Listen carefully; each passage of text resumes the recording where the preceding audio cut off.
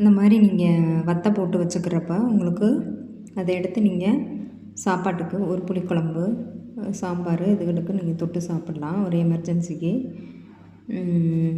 எப்படி போடுறது அப்படின்னு பார்த்தீங்கன்னா, சாதம் வந்து வடித்து நீங்கள் தண்ணி ஊற்றி வச்சுருப்பீங்களா பழைய சாதம், அதை எடுத்துக்கணும். கொஞ்சம் ஒரு பச்சை மிளகாய், ஜீரகம், உப்பு, மஞ்சத்தூள், மிளகாத்தூளும் வேணால் போட்டுக்கலாம், இல்லைன்னா சில்லி ஃப்ளேக்ஸ் போட்டுக்கலாம். பச்சை மிளகாயும் போடலாம், மிளகாத்தூளும் போடலாம், சில்லி ஃப்ளேக்ஸு ட்ரை சில்லி இருக்குல்ல அந்த ஃப்ளேக்ஸ் வந்து நீங்கள் போட்டுக்கலாம். போட்டுக்கிட்டு இந்த மாதிரி வத்தலை நான் காய வச்சு நல்லா எடுத்துருக்கிறேன்.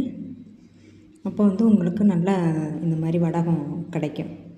நீங்கள் போட்டு வச்சுக்கிட்டிங்கன்னா சாம்பார், புளிக்குழம்பு, தயிர் சாதம் இதுக்கெல்லாம் வந்து நல்லா டேஸ்ட்டாக இருக்கும். Thank you viewers. வணக்கம் வியூவர்ஸ். இன்றைக்கி வந்து வீடியோவில் பார்த்தீங்கன்னா, நம்ம வேஸ்ட்டாக இருக்க ரைஸ் வந்து அப்படியே நம்ம கீழே போட்டுருவோம். ஆனால் அது அப்படி போடாமல் இந்த மாதிரி வடகமாக போட்டு வச்சுக்கலாம் வீட்டிலே. இந்த மாதிரி போடுறப்ப உங்களுக்கு வந்து நிறைய வந்து யூஸ்ஃபுல்லாக இருக்கும்.